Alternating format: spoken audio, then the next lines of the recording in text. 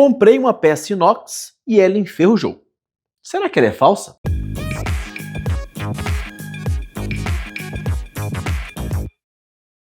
Fala, amantes da engenharia! Imagine o seguinte cenário.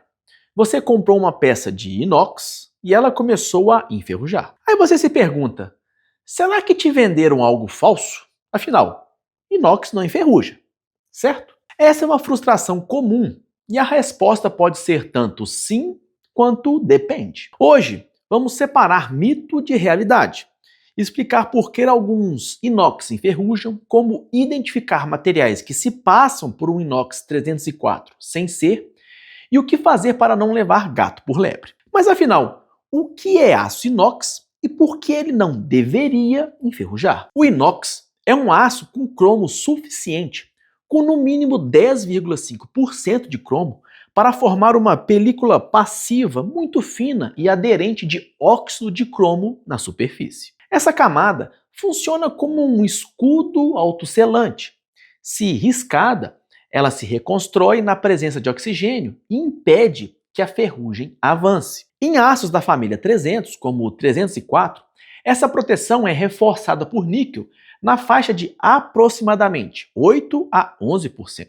Mas espera aí, se o inox se protege sozinho, por que às vezes aparece ferrugem? Nem toda oxidação em inox significa que o aço é ruim ou falso. Pode haver contaminação superficial por partículas de aço carbono, por exemplo, de uma escova de aço ou pó metálico do corte. Ele pode ter sido especificado incorretamente. Isso porque não existe só um tipo de aço inox. Existe sim uma gama de produtos, ou seja, existem diferentes tipos de aços inoxidáveis, com diferentes graus de resistência à corrosão, e saber especificar o aço correto para cada meio é a chave do sucesso.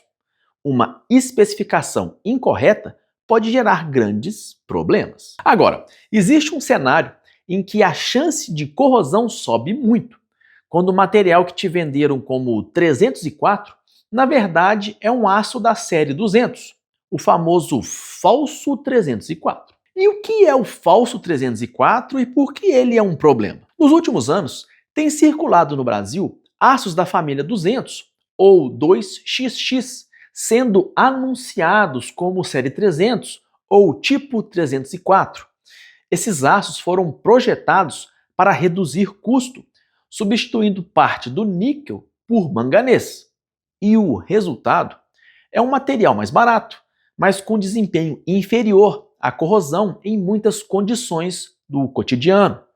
Enquanto o 304 legítimo tem cerca de 8 a 11% de níquel, os novos aços da série 2XX, vendidos como 304, possuem em torno de 1% de níquel, e essa diferença é decisiva para a resistência à corrosão. E por que reduzir níquel piora a resistência à corrosão do inox? Muita gente pensa que o níquel é tipo um revestimento, mas na verdade ele atua dentro da liga, estabilizando a fase austenítica e colaborando para que o cromo faça melhor seu trabalho de manter uma película passiva íntegra.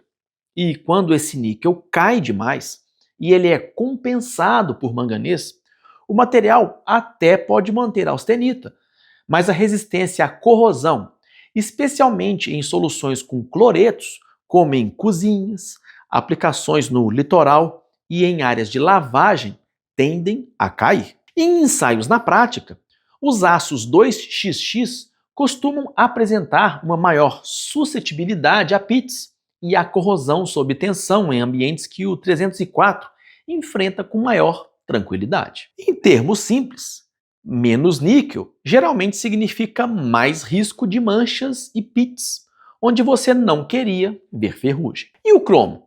Ele também muda de um 304 verdadeiro para um falso 304? Sim, e isso pesa.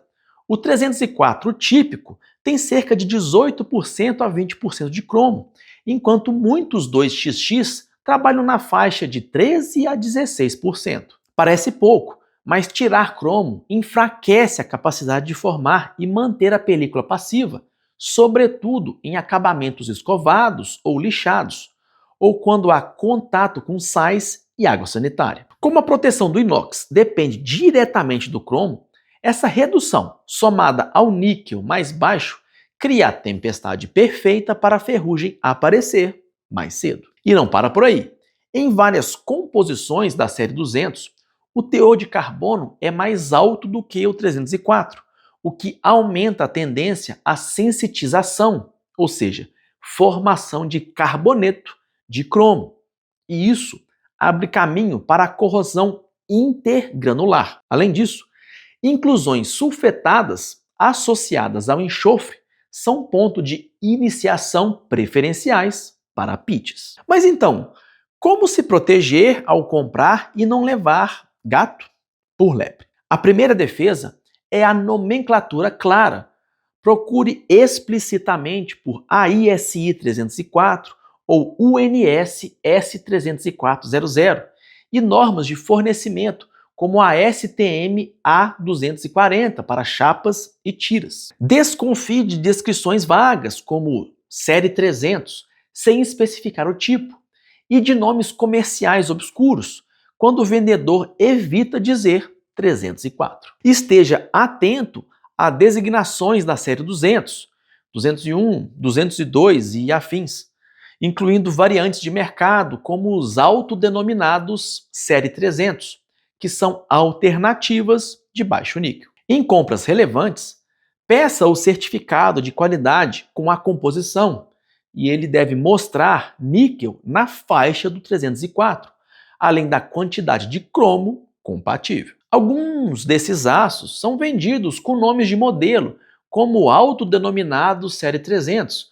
o que dá a entender que é um aço da série AISI 304. O AISI 304 representa um padrão estabelecido pelo American Iron and Steel Institute para um aço inoxidável austenítico de cromo-níquel, reconhecido por sua robustez e excelente resistência à corrosão, sendo utilizado com a composição química rigorosamente controlada. Em contrapartida, o autodenominado série 300 é uma designação para o aço inoxidável desenvolvido para ser uma alternativa mais econômica, mas que não segue padrões tradicionais AISI. Como ele não é regido por uma norma internacional específica, como o que acontece com os aços padronizados AISI 304, pode-se dizer que, na verdade, ele é uma designação comercial, atrelando a família 300 para se passar como 304. Essa modificação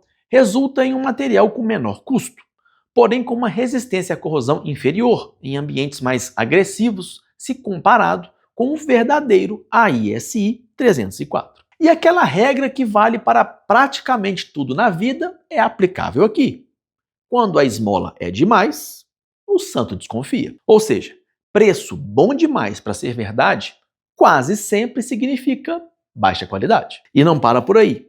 Em algumas ligas de baixo níquel, adiciona-se cobre em teores que podem ser elevados para ajustar propriedades. Para materiais e equipamentos com contato com alimentos, no Brasil, a resolução RDC número 20 da Anvisa estabelece limites, e esses materiais metálicos não devem conter mais de 1% de impurezas constituídas por chumbo, arsênio, cádmio, mercúrio, antimônio e cobre, considerados em conjunto.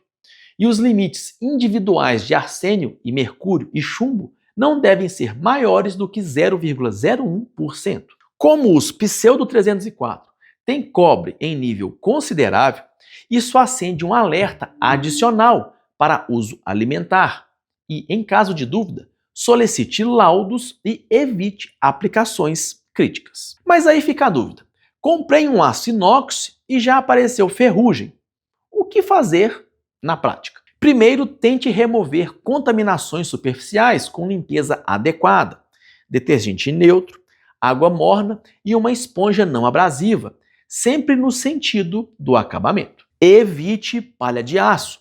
Ela deposita partículas de ferro livre e piora o quadro. Em seguida, se necessário, use um passivador próprio para inox, à base de ácido nítrico, seguindo sempre as instruções do fabricante para restaurar a película passiva. Se a peça voltar a manchar rapidamente, especialmente com pits, reavalie o ambiente, como presença de cloretos ou a utilização de produtos de limpeza, e acione o fornecedor pedindo o certificado químico.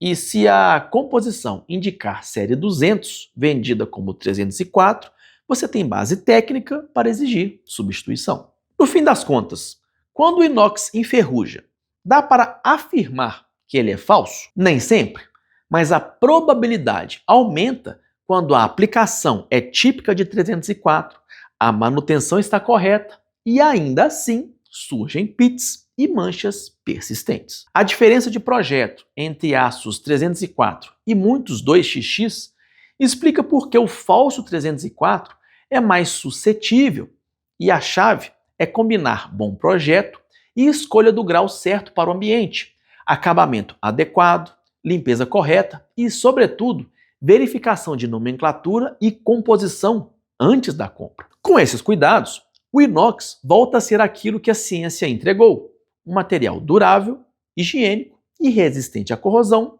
para o dia a dia. Se você chegou até aqui e gostou do vídeo, aproveita para se inscrever se não for inscrito, deixe seu like e ative o sininho das notificações. E se achar nosso conteúdo interessante, considere se tornar membro para nos ajudar a continuar produzindo conteúdo aqui na plataforma e ser lembrado em nossos vídeos. E se você quiser saber mais informações relevantes e técnicas sobre aço inox, aponte seu celular para o QR Code aqui na tela ou clique no link da descrição do vídeo. Eles vão te levar para um site Inox de Verdade, que foi de onde surgiu a inspiração e as informações desse vídeo. Nele, você vai encontrar muitas informações técnicas relevantes para evitar que você tenha problemas com seu aço inox. E você?